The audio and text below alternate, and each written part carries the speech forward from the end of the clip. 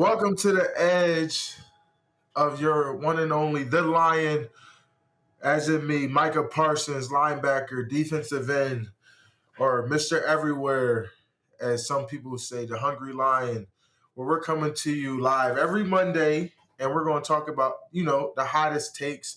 Now, obviously, there's nothing more hot right now than our big win over the Giants. Now, some of you may say the Giants are bad. The Giants are not good, and obviously hating Dallas Cowboys takes, but this is a playoff team. This is a team that knocked off your number 2 seed Vikings, a team that added speed, depth, number 1 receiver, number 1 tight end, Darren Waller.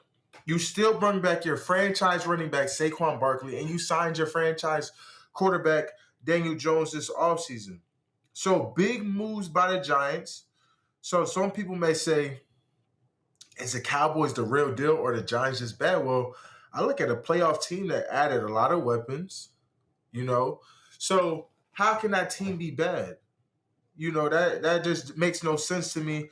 I just think people just want to take away the dominance. Like if a boxer goes into the ring and he dominates a fighter, do we make excuses? Oh, the fighter wasn't ready? Or the one person is just more prepared, more ready, and out-execute the other fighter. 3 biggest takeaways from the night. Obviously, the turnovers. And our D-line was going to get after. We said this offseason that we're going to be the most defensive team in the NFL, the most dominant defensive team in the NFL, and be the number 1 defense. That's where we set the standard from all 22 to 26 guys in our defensive room. And now we take that personally. I think last year when we came off that field in the Bay, we just felt that hurt, that urge to really show people why we're the best. A lot of people talked about us, but I think if we take away their threes and they just don't score, we win that football game. And we let it show and pour out on that field Sunday night. Number 2 takeaway, we have a chance to have the most dominant defensive line I think the league has seen in a long time. I know. But if we learn to keep gelling, keep getting better week in, week out, oh man, Cowboys Nation, you better buckle up and get ready because this is going to the Super Bowl. And number 3, Daniel Jones is not a bad quarterback. I know. Some of you may think that he is a bad quarterback and why re-sign him? You have to remember, Daniel Jones just went against top 3 defensive teams in the league. They're still learning to gel together. He's still learning how to be the guy. It's only his second year with Brian DeBoer, so he gets grace. I think nowadays we don't give the same grace as we do with guys like Peyton Manning when they came into the league.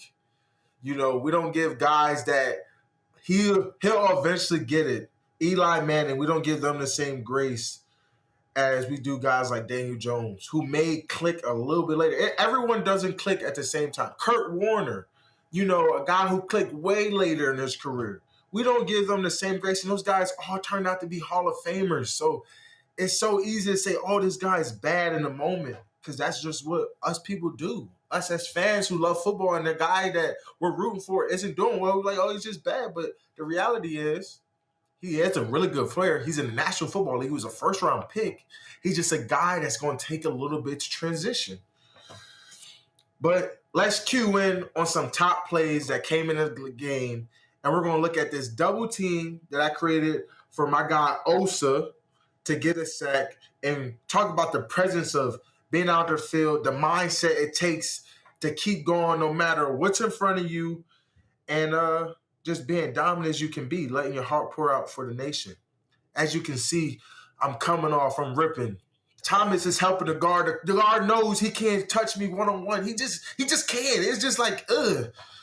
And it leads for my guy Osa to come up and under. It's just so easy, so clean, something we rep so much, ripping up field, fighting a tackle, fighting back to the quarterback. And it was a great natural rush.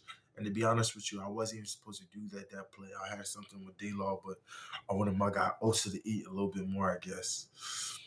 And, they say the rivalry. Giants-Cowboys will forever be a rivalry. Even though it has been a landslide with Dak 11 straight wins. Don't let that go unnoticed. It's just something to write when you both got them Blues on the field and you buckle up on Sunday Night Football. It's just nothing like it. And this rivalry goes way back. It'll always be a division rival. Everyone tends to, just jump out of sorts when things don't go right. You know what I'm saying? So let's not say this isn't a rivalry. This will always be a rivalry because the moment that they start streaking, then they'll say, oh, the Cowboys are down bad. This isn't rivalry. It's just always going to be back and forth. So I always like to just keep it plain and neutral. It's always going to be a rivalry. And when they come see us in November, they're going to play their hearts out again. It's going to be some revenge on their minds. And it's something that we can't sleep on. This game was significant, a statement that we're trying to make to be Super Bowl champs, and we're going to march our one step up the mountain. But in terms of where we're trying to go, but we cannot let this game get to our head. We got Aaron Rodgers next week, and my mind is already starting to click for him. I'm seeing Aaron Rodgers in my head. I'm twirling. I'm going crazy right now. My mind's going a little loose right now, guys. Be careful with me. As an offense, I think I can challenge the Cowboys defense. An offense that can challenge the Cowboys defense. To be honest with you, I saw the 49ers. The 49ers Steelers game. And it's going to bring me to my next point. The 49ers looked extremely good. Christian McCaffrey, Brandon Ayuk looked like he's about to make a huge jump. Obviously, this is his contract year. They look special, man. I think Purdy looked really, really good. Christian looked as good as he always do.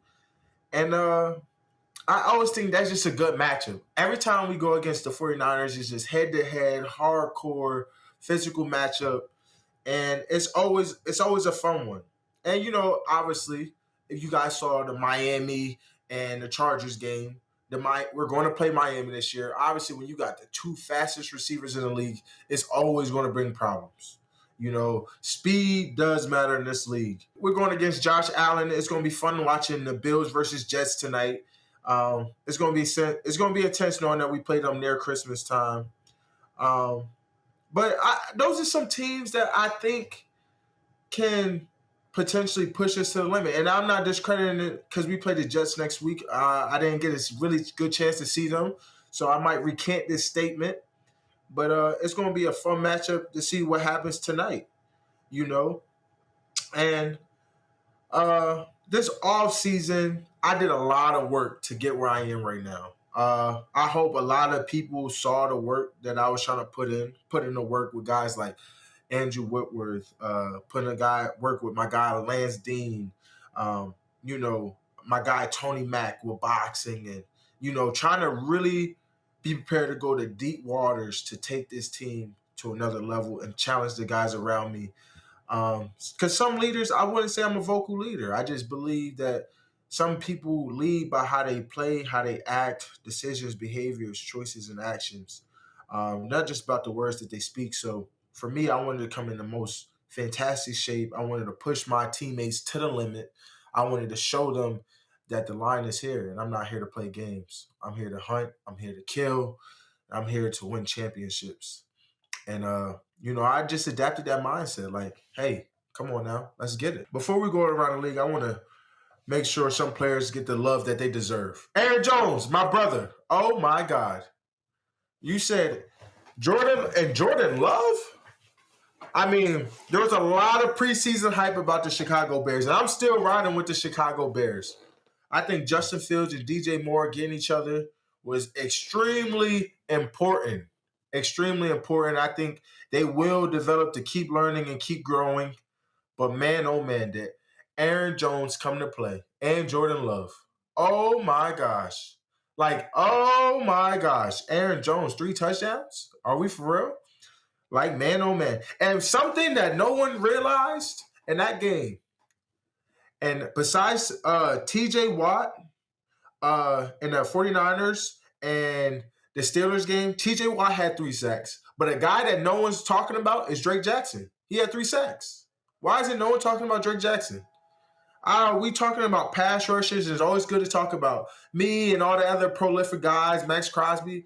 But guys, don't let these guys get in, because it goes back to last year, Alex Highsmith. Alex Highsmith had 15 sacks, I think, and no one talked about him. He held it down while TJ Watt was out for injury, and he dominated, and he got extended, but no one talks about Alex Highsmith. I thought he had a great year, and he was a dominant pass rusher last year. So don't let these guys that get thrown under that sunlight because he's surrounded guys like Nick Bosa and Fred Warner and guys like that because they're loaded with such a great team. I think he's a person I'm going to have to look out for. I'm going to obviously give a big shout out to the Cowboys defensive line. Man, I love my brothers. We did what we were supposed to do. And then Tua. Oh, man, you got us a little shook around here in Cowboys country. The way you look, brother. That bounce back of yours is looking tremendous. Keep proving the people wrong. I love a fight story. I love people who never give up. You ain't giving up, man. And it showed. All these critics said this, that, and the other, and you just shoved it down their throat, man. Congratulations. Hell of a game. I believe we had a clip of Tua acting surprised when he had 466 yards. Like, he didn't even believe how good of a game he had. And I always think those are the best games because that means you're just so locked in. Through the air for you today, 3 touchdowns. Tyreek Hill, 466 yards for you today. Unbelievable day. Yeah. 466 through the air for you today, 3 touchdowns. Tyreek Hill, 466 yards for you today. You just won. The first game of the season made a statement to the league. And guess what? We are woke. We see what you're capable of. We are not underestimating you, brother. No more. And my edge player of the week, man, this is hard, but TJ Watt obviously and Drake Jackson had great games. TJ Watt had a terrific game, amazing game. Trayvon Diggs had 2 forced fumbles. He was clowning me all day about it.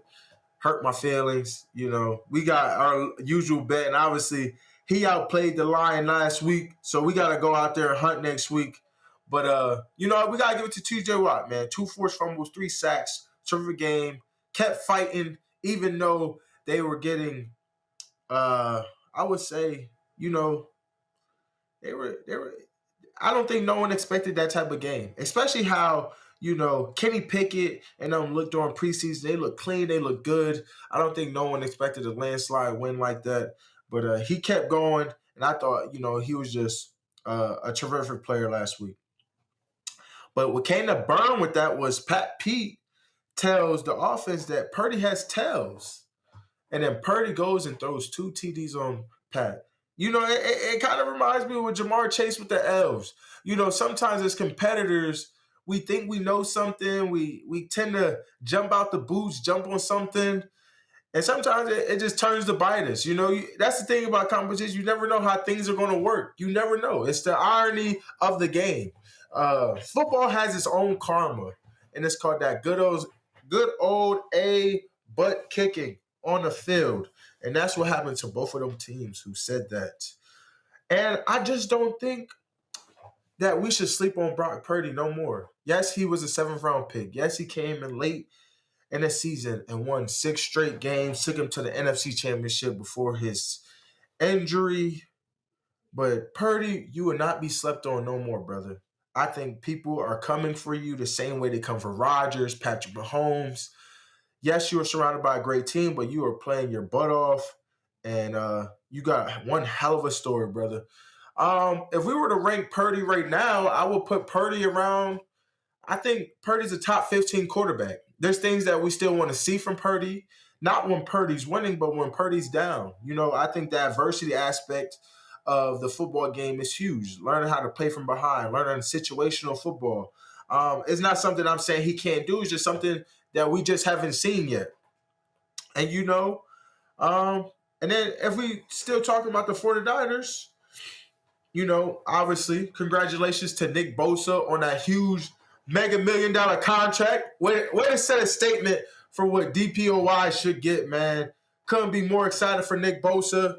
And I keep telling people, it's not about the contract. It's about what he did last year, what he accomplished. And that's the significance. He went out there and showed he was the best defensive player, and he got paid as the best defensive player.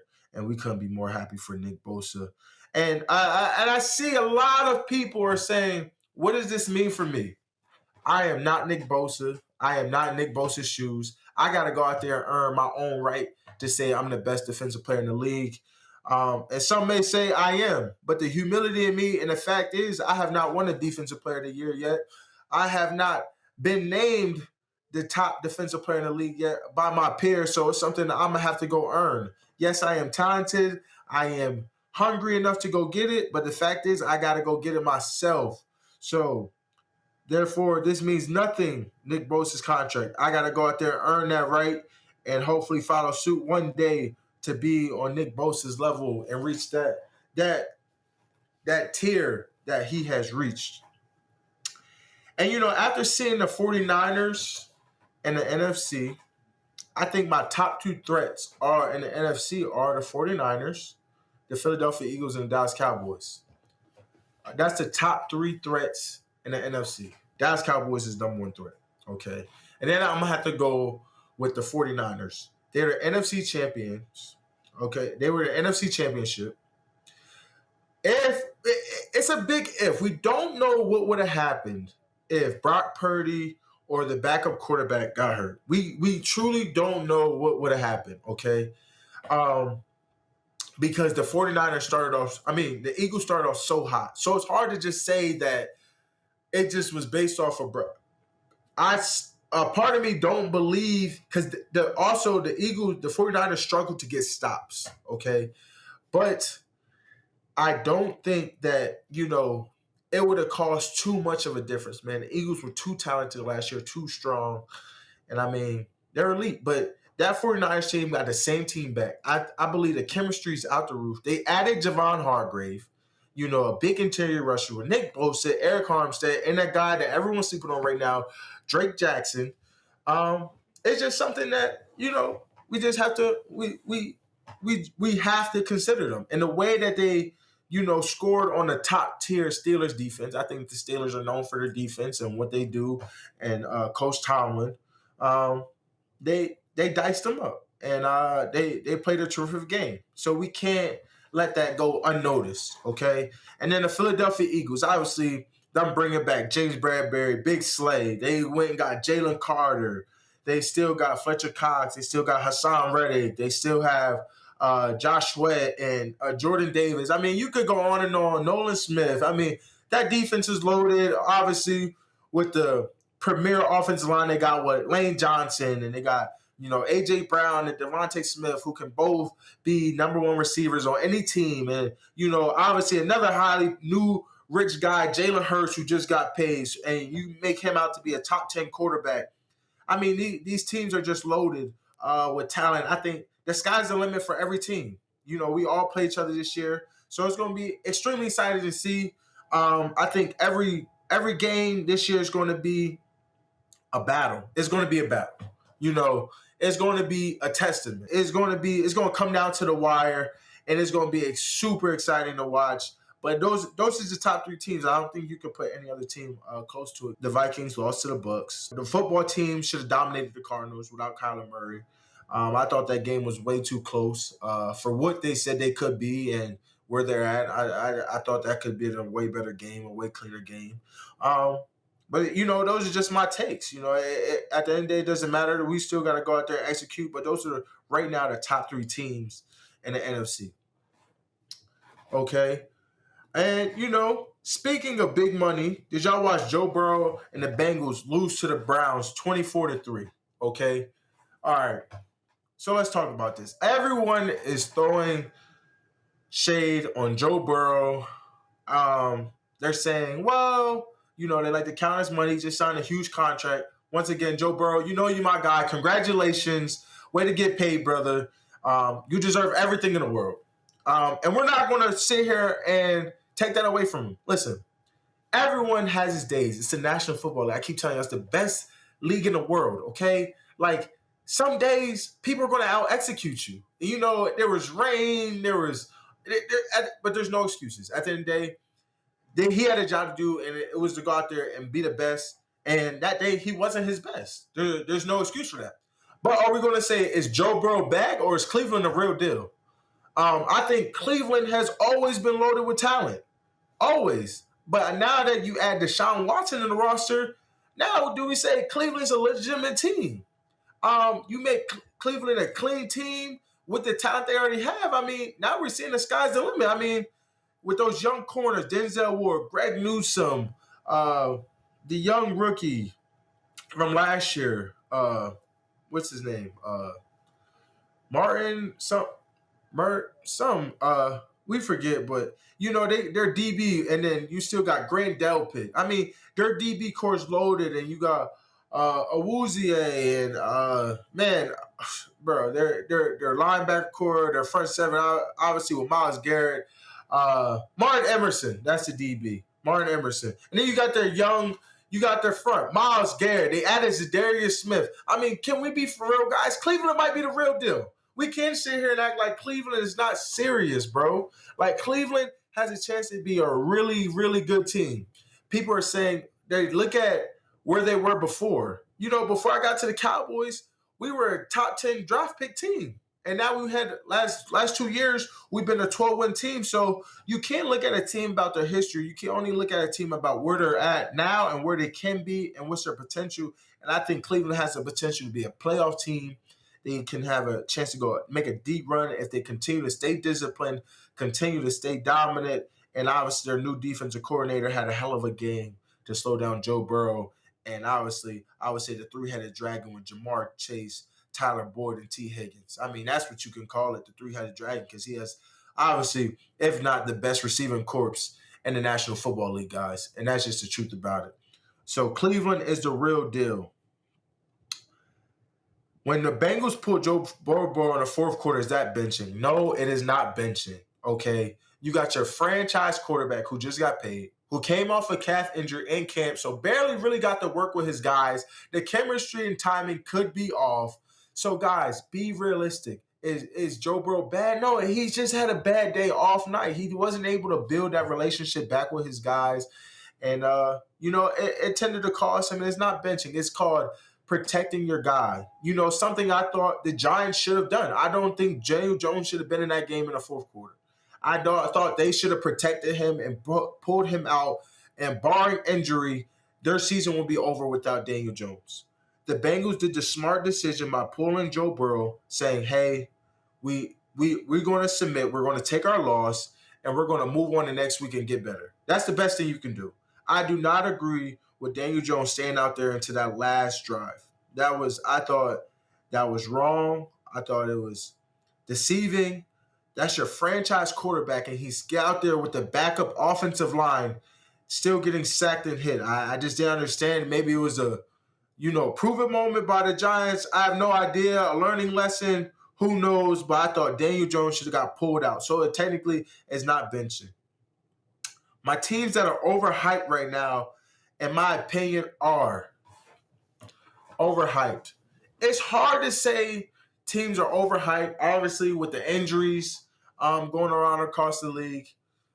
People would say the Giants were overhyped. They thought the Giants would be super good. And I think the Giants still are a good team. I don't really think there's a lot of teams that's overhyped. It's about what players are the best and who's going to outplay. You know, at the end of the day, I think that's what it's about. I'm going to just continue to say the NFL is the best league in the world. And if you got the best players in the world, you're going to have a better outcome in the game. You got your players is going to dictate the game. I mean, just look at what Tyreek Hill was able to do. Over 200 yards. Like, are we serious? Like, for a game, he's cold-blooded. I mean, like, are we going to say Tyreek Hill is not a top 3 player? You put Tyreek Hill on any team in the National Football League, your team changes. I mean, we just have to be serious about these moments, about who's on what team and and has access to who. It's just about who's getting him the ball. Obviously, he's proving it doesn't matter who's throwing him the ball. Whether it's Tua or the best quarterback in the National Football League, Patrick Mahomes, Tyreek Hill is Tyreek Hill. It doesn't matter, and that just grows across. And it turns out to bite them when they go down to Detroit. And they lose down to Detroit. They lose to Detroit and Arrowhead at home. And they also did have their best defensive tackle, Chris Jones. And you think about that. You think about Chris Jones. If Chris Jones is in that game, do you think Chris Jones changes that game? Absolutely. There's no way Chris Jones doesn't make an impact play or make an advantage in that game where it puts in the Chiefs' favor. And y'all say, well, why was Chris Jones at the game? Chris Jones loves his team. Those are his brothers. People have so much to say about, he wants more money, she gets paid. We can't count Chris Jones's pockets. Chris Jones is Chris Jones. No one can beat Chris Jones, okay? Chris Jones deserves whatever he could get. Another man's money is no one else's business, okay? We should never get into anyone's business.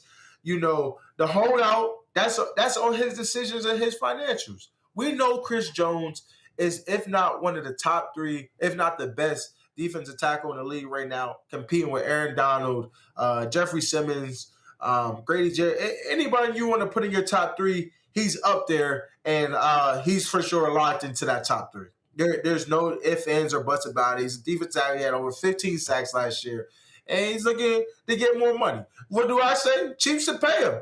If Dallas Cowboys had a chance to pay Chris Jones, we better pay Chris Jones. He's just that good. He's that type of talent.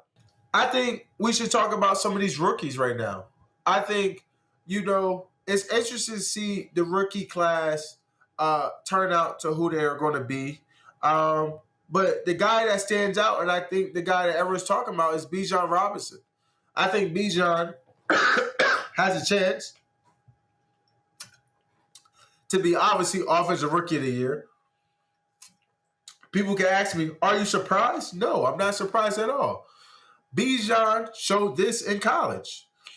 I'm not surprised at all. Bijan is that guy. He will forever be that guy.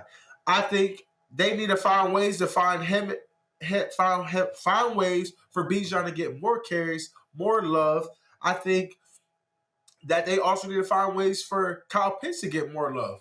I mean, just look at it. So, Falcons have to do better with them. But I think Bijan is going to be that guy. I'm excited to see what he does the rest of the year. I think the sky's the limit for Bijan. He's just showing a glimpse of what he can do, and we are excited about it. Bijan, keep going, brother. Keep going. Everybody's talking about Tom Brady returning to Gillette Stadium this weekend. He was back in his Patriots jersey. But just so you guys know, Tom Brady owes me a jersey, okay? I feel like the GOAT. The GOAT of football. The best quarterback of all time owes me a jersey. I sacked Tom Brady his last time on the field to send him home. And it's just something, and we, obviously y'all saw us hang out in the offseason. Tom is cool, and all that. And he told me I was going to get a jersey. I told him, yo, where's my jersey? Like, I'm looking for my jersey now. Don't just tell me I'm going to get a jersey and I get my jersey, Tom. Tom, I'm looking at you right now. If you see this, give me my jersey, Tom. Send my jersey. I'm going to put you right there. Tom. Send me my jersey before I have to go hunt you again, Tom. I don't have to hunt you. I don't have to look for you. I don't have to start growling and roaring for you, Tom. Bring me my jersey. You can drop it off. You can DM me for my address. You can get it right now, Tom.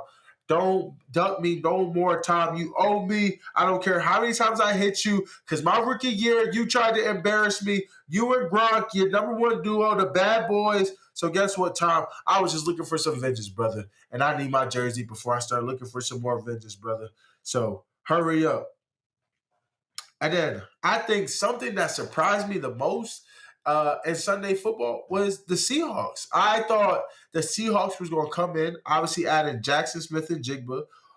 With re-signing Geno Smith will be way more dominant, And we played the Seahawks this year, so not give them no bulletin material. I just didn't think they came out to play. And it looked a little dirty, a little chippy. I think in the football league, it's a brotherhood, okay? I don't think no one should do anything dirty. We shouldn't be trying to hit each other, hurt each other. So that extra stuff after the play, you know what I'm talking about? Let's cut that out, bro. Like, at the end of the day, it's a football game. If you're getting beat up, the game's not, that's not so-and-so's fault. Let's just keep it clean. But the Rams with Matthew Stafford back in that quarterback, they look legit. And they did it without Cooper Kupp. And a lot of young guys on their defense. I mean, they just beat a playoff team. Like, that is a huge win in the direction that the Rams were hoping to go. I think Sean McVay, obviously being, as great as he is of a coach, he showed that he can bring any team around, and I think he's doing that. And I just think a funny moment in the game was when we saw Geno Smith yell, "Oh my God," when he saw Aaron Donald coming. And I mean, Aaron Donald's the best defensive player ever. On third down, Smith, pressure comes late, and it's incomplete. If I saw Aaron Donald come screaming at me, I might scream, "Oh my God," too. Like, he's just that good. I mean, we're talking about the Hall of Famer, the epitome of the best defensive tackle to ever play the game, maybe even the best defensive player, depending on how you want to argue it. I mean, this guy is legit. I mean, he's dominated for so long. Obviously, Geno has nightmares about Aaron Donald that he's screaming, "Oh my God," like he's coming out of his dreams and nightmares. And we are not in Philly. Oh my God. So, Aaron Donald, great job. Geno, do not let Aaron Donald haunt you no more. You see him one more time this year, you must crush him. Geno, get your lick back. You have to. You have to.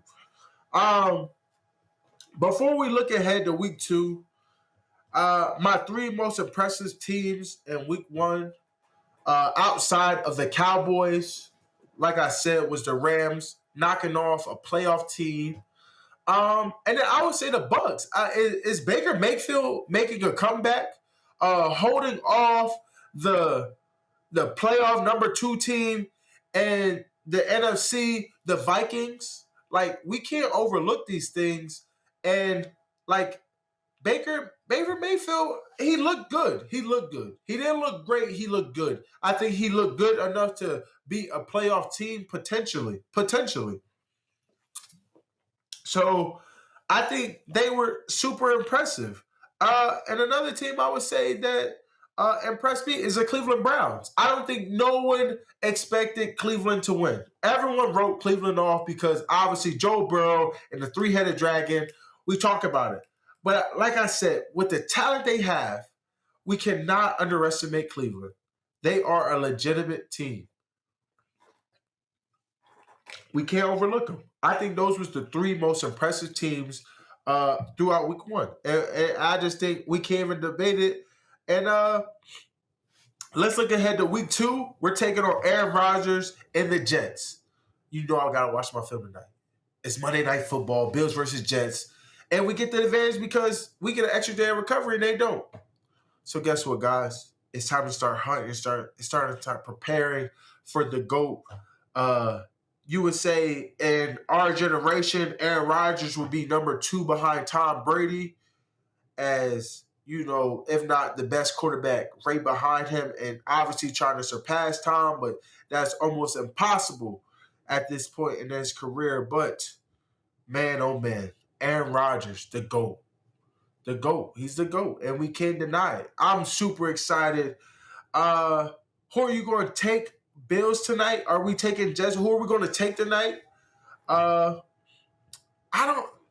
This is a team that we're not sure who we want to take because the Jets added so much this offseason. I just don't know how it's going to gel. They're a highly talented team too. Obviously a deep playoff team that everyone's hoping for. But Josh Allen is just so exciting. And every time he's a season opener, he does something just ridiculous, and we're just saying, oh, he's so amazing. So my hands is tied. I don't know who we have. I don't know how to edge it. It's like a 50-50 split because I love both these quarterbacks. I know what they're capable of, and they're just so good. They both have great receivers, a great defense.